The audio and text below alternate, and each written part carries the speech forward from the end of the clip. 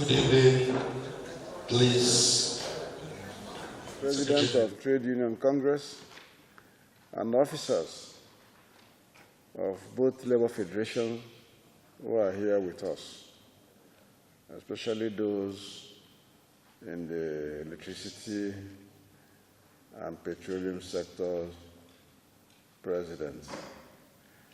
We welcome also the other officers of the various unions who are part of this meeting. We also welcome gentlemen of the press, distinguished ladies and gentlemen. It's my pleasure to welcome all of us back to this meeting. We adjourned the last time, I think in January, and we adjourned for 3 weeks. That 3 weeks ends today, and we will have reconvened on Monday. But because of certain circumstances beyond our control, a lot of the principal actors had commitments outside the country. Like the Minister of Petroleum State is not in here. He's in the African Petroleum Ministers meeting in the Congo. The GMD and MPC is also going away for another official assignment tonight. We've then figured that we needed to move this meeting a little bit forward. And I'm happy to announce that I contacted the labor leaders, and they agreed, unanimously agreed for us to shift by 24 hours so that we can look at the various reports here. So it's my pleasure to welcome all of you back. And the various committees, my pleasure also to welcome you back as we discuss your reports. And the reports we are discussing today are those from electricity and the one from the petroleum, the review of the report of the Technical Committee on PMS, which Labour rightly asked that they be given time to go and distill, and after the distillation, they will look at it with their organ, the NEC, and then get back to the meeting. So today is a really working period for all of us, and I do hope we'll have very fruitful discussions so that we can arrive at a sort of consensus agreement that will help us be able to solve the problems posed by the PMS issue vis-à-vis the rising crude oil price in the international market, and the rising electricity tariff, which Labour had really objected to, and that necessitated the first constituting this meeting and then the various subcommittees. So I thank all of you. I thank the government side for also coming with these reports. Some of them are domiciled in their places. So it's good to say welcome to all of you. Thank you very much. The SGF will give his goodwill message on behalf of the federal government of Nigeria. Agencies here present, the national president of the NLC, and the national president of the TUC, and other members of the executive committees of organized labor, distinguished ladies and gentlemen. Let me start by expressing the deepest condolences of the government of the Federal Republic of Nigeria to the families of the Air Force officers that lost their lives this afternoon in a plane crash at the Nnamdi Azikiwe Airport. As a team, I understand from information available, were part of the team that are conducting exercises in Niger State, which came into refuel to go back and continue with those exercises, but unfortunately crashed as they were approaching to land. Our sympathies go out there to the Nigerian Air Force and its leadership and their families, and to the people of Nigeria. Having said that, let me welcome the leadership. I think it will be appropriate that we observe a minute's silence in their honor. Can we stand, please?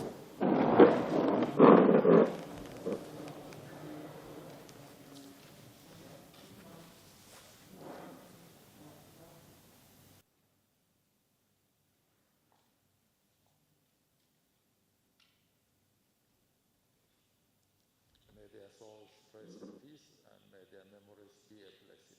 Thank you. Amen.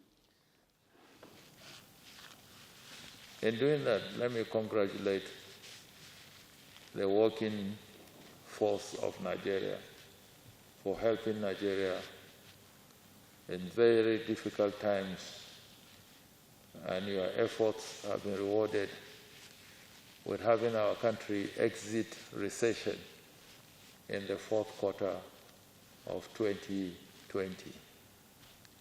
All projections were indicative of the fact that because of the robust economic sustainability plan that was put in place with our very robust national response to COVID-19, there were clear evidences of the fact that Nigeria was almost on its way to exiting recession in the first quarter of 2021. But we beat them to it and exited in the fourth quarter of 2020. This could not have been achieved without the support of the organized labor and the working populace of this country, because you are the ones that drive the economy, you are the ones that ensure that production goes on, and the lifeline of our entire economic mainstay is not disrupted. If we have had disruptions, it would have been extremely difficult for us to exit recession in the fourth quarter, talk less of in the first quarter. So I want to thank the leadership of organized labor for the maturity that you have always brought to the discussion of very important national issues. I believe if we continue in that spirit, we will be able to resolve whatever outstanding issues there are to resolve. And I want to commend you that let's maintain that spirit, because it is the overall good of our people that is uppermost in our hearts and in our minds. And like I said at the last meeting, any step we take that continues to pauperize the working population would not in any way be in fulfillment of the mandate that those of us that are on this side and those of you that are on the other side have been called to exercise. So I thank you for coming, and I wish us a very, very fruitful discussions and ultimately the resolutions of all the outstanding issues. Thank you, and God bless you. Well, the meeting, as the chairman have said earlier, was adjourned to allow Labour study the two reports and also consult its organs before discussing the report and also speaking to the report. That we have done, we have studied the report, we have also consulted our organs, and therefore we'll be ready to speak to the reports. So I think without much ado, I will then say we should go to the issues that are on the agenda. While saying so, I also join in actually commensurating with Nigerians, particularly also the family of those that lost their life in the aircraft. I think the pilot is even from my village. So certainly I think I'm part of the mourners. Gazama is from my village, and I think we are part of the mourners. So I think it's really a very great loss to Nigeria and all of us. A PMS pricing template as a basis for determination of the pump price of PMS in Nigeria. This particular template was based on import parity pricing methods. And I think this template was imposed on Nigeria in 2003. In fact, before 2003, federal government determined the price of petroleum products in the early 80s, and the cost of domestic crude oil at the refining gate was set at 80% of the prevailing international market price. The 20% reduction in price was aimed at capturing the comparative advantage of Nigeria as a crude producing country. Well, we have looked at the reports, and we have seen clearly that these templates certainly will have to be reviewed because, as I said, it's based on import parity pricing method, which actually assumes that all prices should be equivalent to international import prices. There should be no barrier between the international and domestic price market, and production and refining are done overseas and PMS imported into Nigeria. Well, maybe partly that is why the OICs have refused to build refineries as done in other countries, especially OPEC countries, because we have countries where they don't have oil, but they have more than 60 refineries, like Germany. We are meeting peacefully, and we were happy. Maybe that's why we forgot to invite you. Tell us some of the resolutions that were reached today. Resolutions on PMS, their report. The Labour people have digested the report, and they have made their submissions here. And so it's still work in progress. So there's still another round of meetings? You're saying no actual solution was reached today? No. It was the price. The costing has been what the issue has been, and they're talking about the template being used and saying this is not workable for us as a country. Yes, so well, but that's why when the NMPC presented their own report, Labour saw with them that they were making some points, and it's, like I said, work in progress. The governors are going to discuss this on Thursday. They have discussed this at the National Economic Council, and so everybody is involved because we find ourselves in dire straits. Okay, no money for subsidy.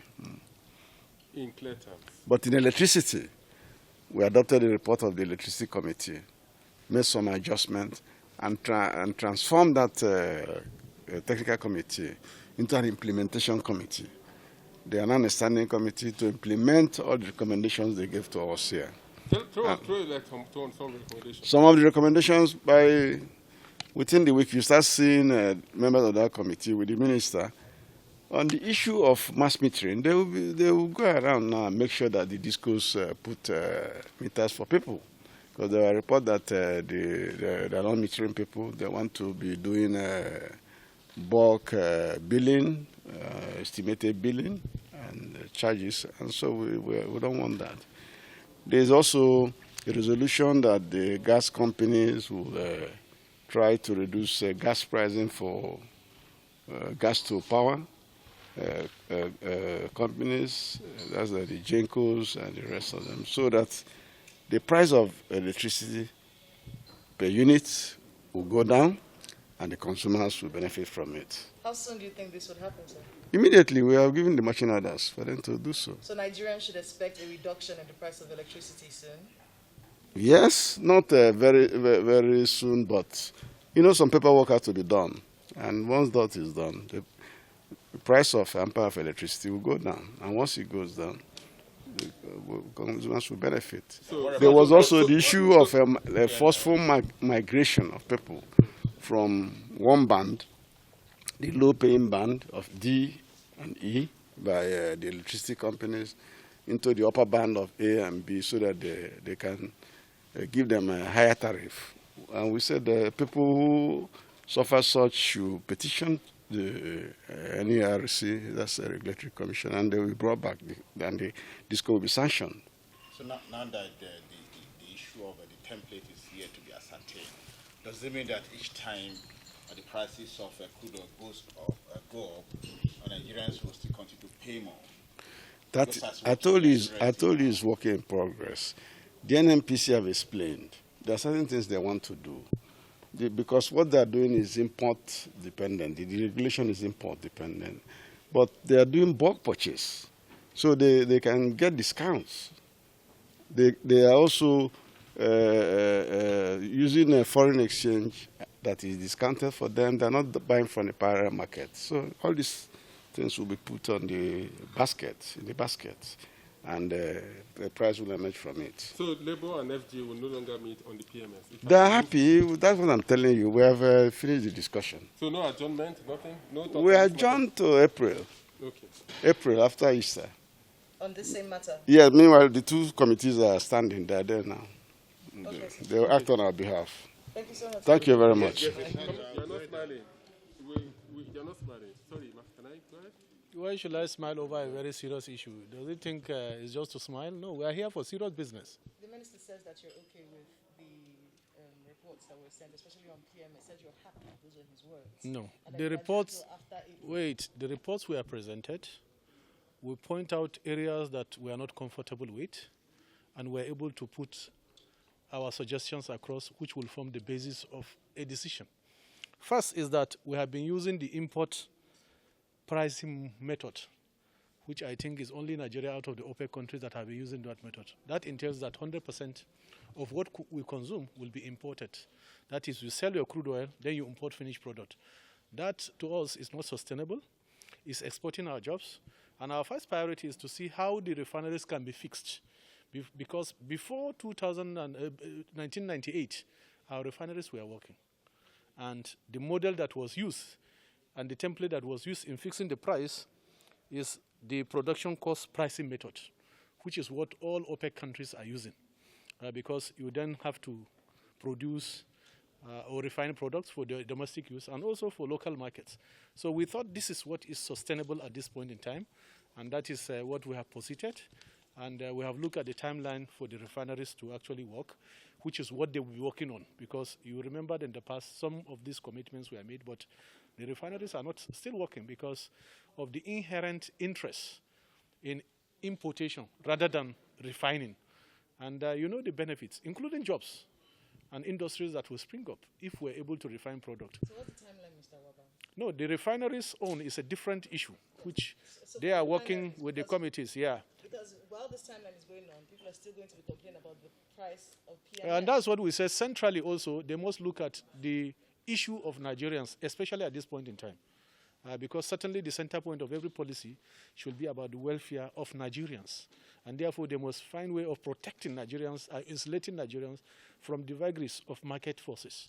This is fundamentally what we have posited here. And we said the NNPC should do everything possible to look at the current template and make sure that it serves Nigerians instead of the market forces. From the comment of the minister, it appears you are not satisfied with you are not satisfied with the petroleum committee report. It's not about it's not about. Okay with the electricity. No, wait. On the two reports, Labour tried to posit its position. The two reports, and the first one I mentioned to you is about the method we have adopted in arriving at the items on the template, which were faulted because it's actually an import-driven template. And we have proposed the local refining template, which most other OPEC countries, or all, are using outside Nigeria. It's clear also that that template was an imposition by IMF, and of which we have pointed that clearly with literatures to back our point. We will also share with you, I think, the position paper which we have adopted, which have been used as a basis for NLC and organized labor to engage this issue. And it's very profound, and it's good that you have a copy to go through, which is what our organs have looked at. So it's not essentially a new issue or a new idea, but it's actually have to protect Nigerians from those market forces. On the tariff issue, clearly I think we have actually had some understanding that the issue of continuous tariff increase can be addressed. One, through the issue of appropriate gas pricing. For now, the gas pricing to the generating companies is actually at $2.80. And we have proposed that it should be reduced to $1.50. That will actually affect also the downward review of the electricity tariff. We have also looked at the inefficiency in the system, especially metering, which had become a major problem. But fundamentally, we have also said that the entire privatization process is due for review. The condition precedent for the privatization is that after 5 years, the entire process should be reviewed, whether we're making progress or we are not making progress. And that, I think, date have passed. And we have agreed that it's going to start immediately, so that all stakeholders, because you know also that local governments invested, state governments invested in the entire power process. The workers also have their investment in the power sector. So we want that process reviewed. The other issue is the mass metering, where we have also pointed out that the meters are being hoarded. They are available, but not being distributed, because the discourse felt that once everybody has a meter, it then means you will regulate what you consume. And by so doing, the revenue may actually drop. And I think part of the process is that we have now a standing committee that will start next week to ensure that meters, everybody will get meters free. And that, I think, is a major step in the right direction.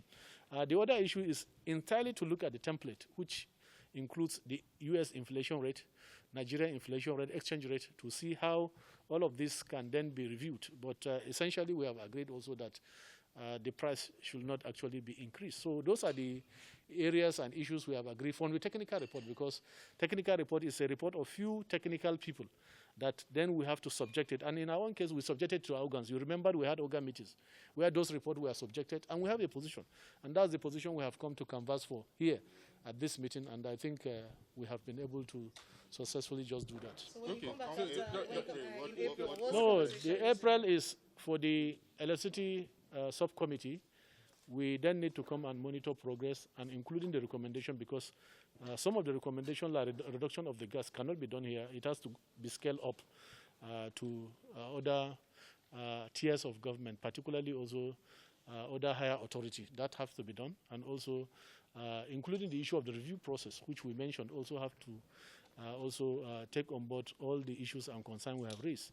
And importantly, is also about what we have canvassed about the PMS template, which we said, no, is based on a model that certainly will not address the issue. So we said also that they should go and look at the template and bring something that at least will address the concern of majority of Nigerians, including organized labor, including workers that are on fixed wages, and including those in the private sector. Okay, but very briefly, the President, if before April, there are fears that fuel price might increase before April, how will it affect this resolution you have reached here? Well, the resolution we have used is in good faith. If that happens, you also know that we'll have to consult our organs and respond appropriately. That's how we have always engaged the issue. But in good faith, collective bargaining process or bipartisan consultation is necessary to be able to address the issue and put them into context.